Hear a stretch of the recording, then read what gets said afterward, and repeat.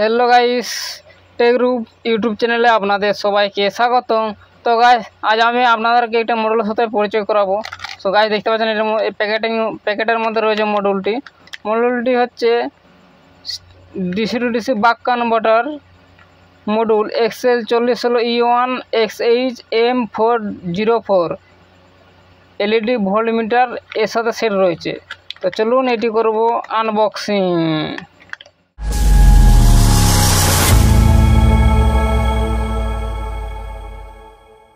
So guys, এটা করবো unboxing করা।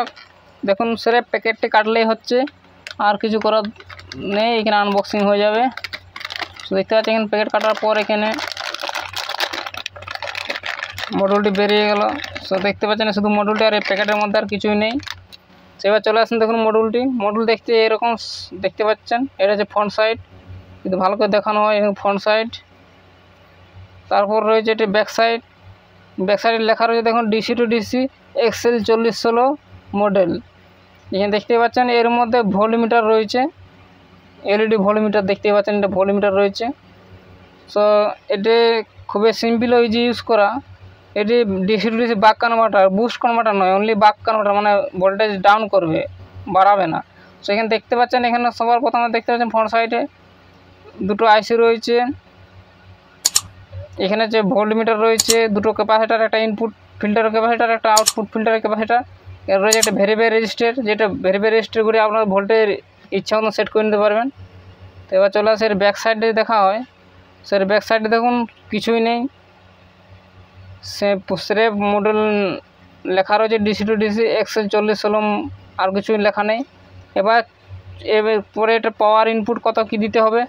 তো প্রথমত আপনারা এখানে ইনপুট দিতে পারবেন 4 থেকে 40 ভোল্ট পর্যন্ত ইনপুট দিতে পারবেন, আর আউটপুটে আপনারা কত নিতে পারবেন, আপনারা 1.2 ভোল্ট থেকে 36 ভোল্ট পর্যন্ত নিতে পারবেন আউটপুট। সো এখানে কানেকশান খুব সিম্পল হয়েছে, দেখতে পাচ্ছেন input in plus in minus, মানে এখানে ইনপুট হবে, আউট প্লাস আউট মাইনাস এখানে আউটপুট হবে। সেখানে ইনপুটে আমি একটি বেরি লাগিয়ে দিচ্ছি, আমরা যে কোনো পাওয়ার সাপ্লাই লাগাতে পারেন, যেহেতু এটা 4 থেকে পুরো 40 ভোল্ট পর্যন্ত সাপোর্ট করবে। সো আমি এখানে একটা ব্যাটারি ব্যবহার করছি, 12 ভোল্টের ব্যাটারি।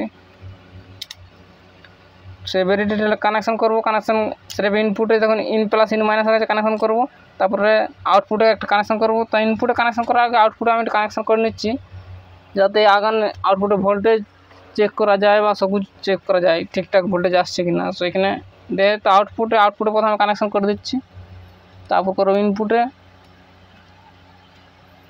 সো দেখুন মাইনাসে মাইনাস, প্লাসে প্লাস কানেকশন করে দিচ্ছি।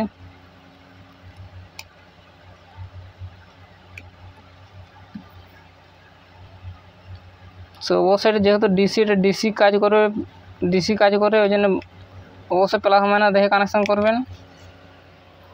এটা হচ্ছে আউটপুট কানেকশান। এবার করবো ইনপুট কানেকশানের জন্য এখানে ইনের জায়গায় ইন দেওয়া হবে, সেখানে আমি ইনপুটে কানেকশান করে দিচ্ছি।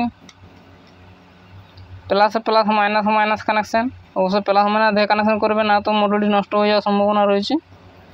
সো এখানে প্রথমে মাইনাস কানেকশান করে দিচ্ছি, এবার করবো প্লাস কানেকশান করার সঙ্গে সঙ্গে দেখুন মডেলটি অন হয়ে যাবে। সো দেখতে পাচ্ছেন মডেলটি অন হয়ে গেছে, এখানে দেখাচ্ছে 13 ভোল্ট আউটপুট দিচ্ছে।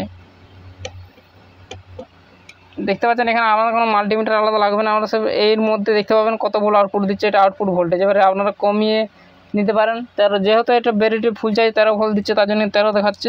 আর যদি আপনার ভোল্টেজ কমিয়ে নিয়ে আমি এখানে কমিয়ে দেখিয়ে দিচ্ছি গাইস আপনাদের সামনে।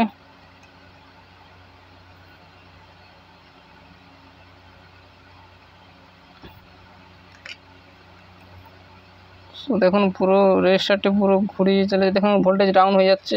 আশা করছি দেখতে পাচ্ছেন, আমি একবার ভালো করে দেখানোর চেষ্টা করছি। দেখুন ভোল্টমিটারটি 11 ভোল্ট রয়েছে, আমি এখানে 4 ভোল্টে সেট করব। সো ভোল্টেজ সেট করার আগে দেখুন মিনিমাম কত ভোল্টেজ যাচ্ছে, যেটা 1.2 ভোল্ট বলছিল, 1.2 ভোল্টে যাচ্ছে না সেটা চেক করব। সো দেখতে পাচ্ছেন ভোল্টেজ 1 ভোল্ট, 1.3। সো এখানে 1.29 প্রায় 1.3 ভোল্ট রয়েছে, হচ্ছে নিচে ডাউন হবে না, 1.29। এবার এখানে বাড়ি আমি 4 ভোল্ট করে একটা 4 ভোল্টের LED স্ট্রিপ জ্বালিয়ে দেখবো লোড দিয়ে জ্বলবে কিনা। সো দেখতে পাচ্ছেন 4 ভোল্ট, 3.8, 4 ভোল্ট করা হয়েছে, দেখুন সেট 4 ভোল্ট। এবার এখানে 4 ভোল্টের একটা LED স্ট্রিপ জ্বলাবো, LED স্ট্রিপটা জ্বলবে কিনা। তাহলে বুঝতে পারবে আউটপুট দিচ্ছে কি না। সেখানে প্লাসে প্লাস মাইনাসে মাইনাস কানেকশান করে দিচ্ছি।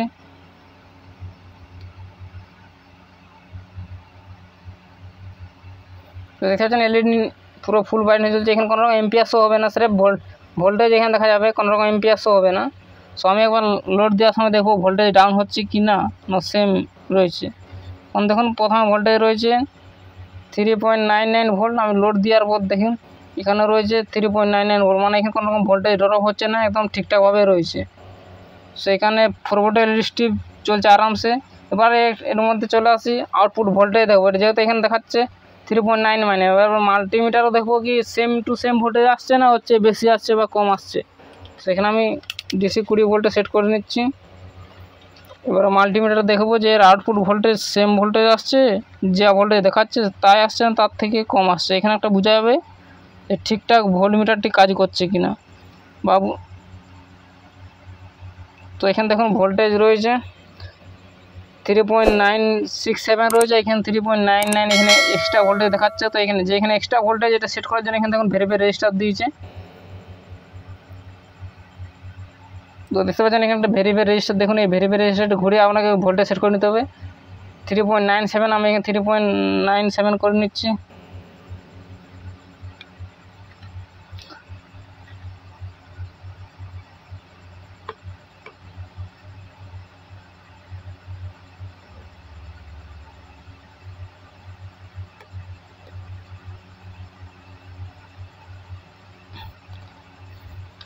সেখানে 3.7 ভোল্ট আউটপুট দিচ্ছে, আর এখানে 3.6 ভোল্ট দেখাচ্ছে। এখানে আর একটু হালকা মডিফাই করে নিই 3.7।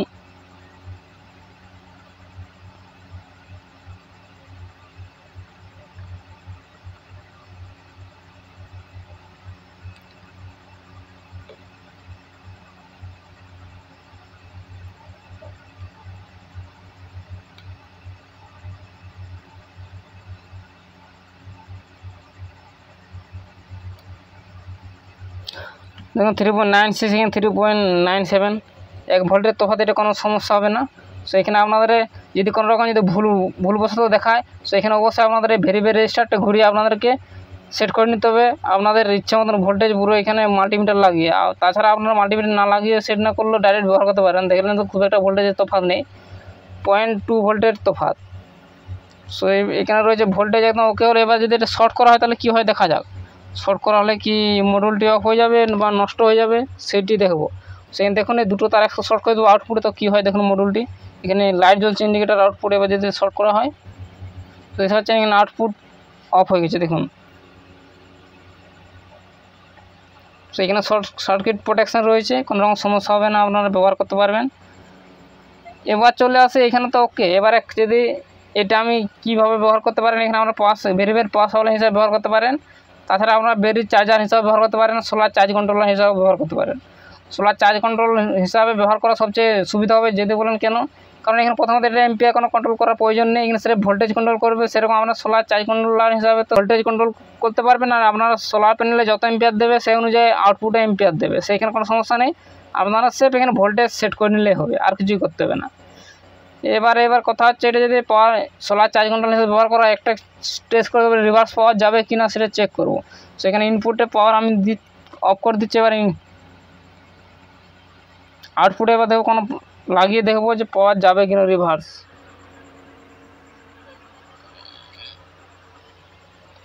তো রিভার্স পাওয়ার চেক করার জন্য এখানে সবার প্রথমে 3.7 ভোল্টের একটা ব্যাটারি নিয়ে নিচ্ছে, এখানে ইনপুট দেবো। যদি এটা চার্জিং করে ধরুন সোলার প্যানেল দিয়ে চার্জ করছেন, 3.7 ভোল্ট সেট করেছেন, আপনাদের সোলার প্যানেল হয়তো 9 ভোল্টের বা 12 ভোল্টের যে কোনো, সেই অনুযায়ী আপনারা যদি চার্জ দেন তাহলে কী হয়, যদি চার্জ হতে হতে রিভার্স পাওয়ার দেখতে পাচ্ছেন এখানে রিভার্স পাওয়ার যাচ্ছে। এখানে মডেলটি অন হয়েছে, 3.87 ভোল্ট রয়েছে।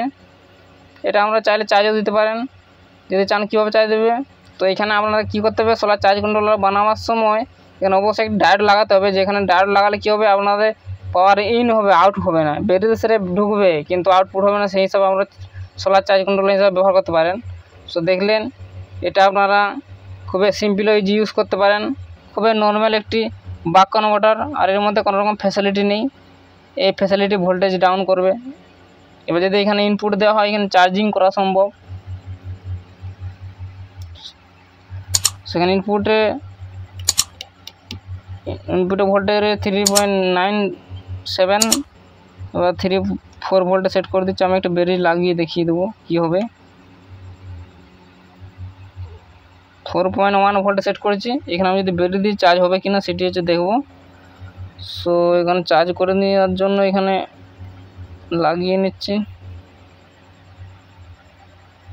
সো এখানে এমনিতে বুঝতে পারবেন চার্জ হচ্ছে কিনা। এখানে আমি একটা মাল্টিমিটারটি ব্যবহার করবো এম্পিয়ার শো করার দেখার জন্য যে চার্জ হচ্ছে কিনা। সো এখানে 10 এম্পিয়ার সেট করে নিচ্ছি। আর এটা এম্পিয়ারে চেঞ্জ করে দিচ্ছি। এবার দেখবো যে চার্জ হচ্ছে কিনা ব্যাটারি, সেটা চেক করব।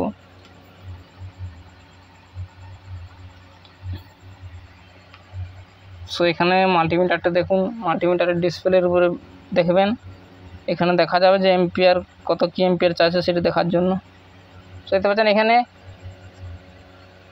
360 mAh যাচ্ছে। এখানে কোনো রকম এম্পিয়ার শো হবে না, 360 mAh চার্জ হচ্ছে। যেহেতু এটা অলরেডি চার্জ রয়েছে, আপনারা দেখলেন ভোল্টেজ রয়েছে 3.8 ভোল্ট রয়েছে। তো একটু চার্জ যেহেতু বাকি রয়েছে 4.1 হতে, তার জন্য এখন এর নিচে 335 mAh নিচ্ছে। সো এইভাবে আপনারা সোলার চার্জ কন্ট্রোলার হিসাবে ব্যবহার করতে পারেন। সেখানে যেমন বললাম আমরা সোলার চার্জ কন্ট্রোল হিসাবে ব্যবহার করতে পারেন, তবে এটা রিভার্স এখান থেকে ব্যাটারি পাওয়া চলে যাবে, তার জন্য এখানে ডায়োড ব্যবহার করতে হবে। তো এর বিষয়ে আর কিছুই নেই, এটি একটি আলাদাভাবে ভিডিও বানিয়ে দেবো, চার্জ কন্ট্রোল বানাবো, তখন আমি দেখিয়ে দেবো কীভাবে কী ডায়োড কানেকশন করতে হবে। খুবই সিম্পল হয়েছি, তবু একবার হালকা করে বলে দিচ্ছি। সেরেফ পজিটিভ প্লের সাথে আপনারা একটা ডায়োড কানেকশন করে আপনাদের দেখিয়ে দেবে, লাগিয়ে নেবেন, তাহলেই হবে। একটু ভোল্টেজটা চেক করে নিতে হবে যে আউটপুট কত ভোল্টেজ দিচ্ছে। এখানে যা দেখাবে তার চেয়ে একটু কম দেখাবে, যেহেতু ডায়োড দেওয়া থাকবে, তাহলে এখানে ভোল্টেজ আউটপুটে কম হবে, সেই অনুযায়ী এখানে এক্সট্রা ভোল্টেজ একটু বাড়িয়ে নিতে হবে। তো যাই হোক গাইস, মডুল ছিল এই ছিল মডুল, এর বিষয়ে আর কিছুই নয়। তো গাইস, ভিডিও যদি ভালো লাগে অবশ্যই একটু লাইক করুন, কমেন্ট করুন, বন্ধুর সাথে শেয়ার করুন, আর চ্যানেল যারা সাবস্ক্রাইব করুন অবশ্যই চ্যানেলটি সাবস্ক্রাইব করে বেল আইকনটি অন করে দেবেন। দেখা হবে পরে ভিডিও, বাই।